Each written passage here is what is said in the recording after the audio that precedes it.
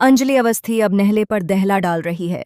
दोबारा एक बार वह वेद राजवंशी का वह फेज सबके सामने लेकर आई है जब वेद राजवंशी कई अपराधों में शामिल हुआ करता था। सीरियल आरती अंजलि अवस्थी का आने वाला एपिसोड काफी दिलचस्प होने वाला है, जहां मंत्री जी यह सोच रहे थे कि वह आरती और अंजलि अवस्थी दोनों को अपने कब्जे में ले सकते हैं, लेकिन ऐसा होने वाला नहीं है। आरती को छुपाकर अंजलि खुद आरती का रूप ले लेती है। अब वह आरती बनकर उन्हीं लोगों के बीच जाकर सारे सबूत इकट्ठा करती है, जिसकी वजह से वह महक को भी रेस्क्यू कर लेती है। इस बात की जानकारी गिनी अवस्थी को थी।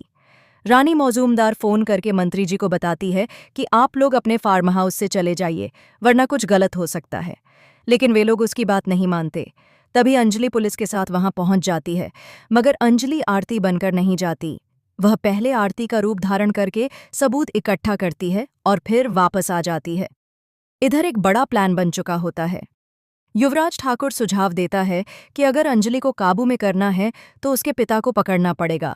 मंत्री जी अपने गुंडों के साथ बस्ती में पहुंचते हैं और अंजलि के पापा को पकड़ लेते हैं। उन्हें मारते पीटते हैं और धमकाते हैं। युवराज उन्हें याद दिलाता है कि कैसे उसने कभी अंजलि के पापा को अपमानित किया था।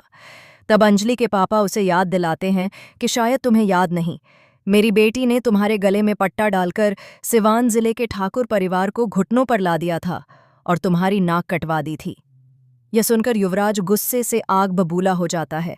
वह बेल्ट मंगवाता है और कसम खाता है कि आरती को यहां बुलाकर ही रहेगा और उसे मार कर ही छोड़ेगा।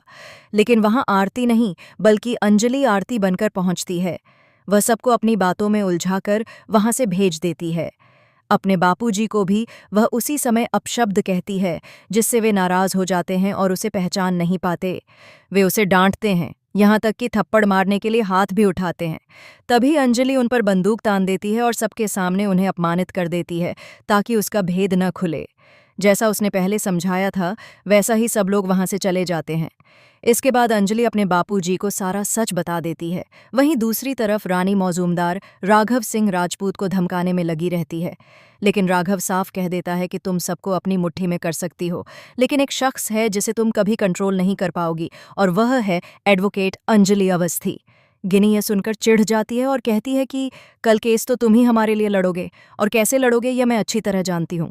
अब सवाल यह है कि क्या रानी मौजूमदार एक बार फिर अभय को अपना मोहरा बनाएगी, ताकि राघव सिंह राजपूत से अपना केस लड़वा सके, या फिर अंडरवर्ल्ड की दुनिया का बेताज बादशाह दामोदर मौजूमदार कोई बड़ा कदम उठाने वाला है। क्या अंजलि के पापा को मोहरा बनाकर ये लोग राघव सिंह राजपूत को कोर्ट में पेश करेंगे, या फिर अंजलि को ही रोकने की कोशिश करेंगे? इन सब के बीच अंजलि वेद के साथ मिलकर एक और बड़ा प्लान बनाती है। लेकिन महक साफ मना कर चुकी है कि वह अपने पति के खिलाफ कोई बयान नहीं देगी। जो कुछ हुआ है वह सब सच बताने को तैयार है, लेकिन पति के खिलाफ नहीं जाएगी।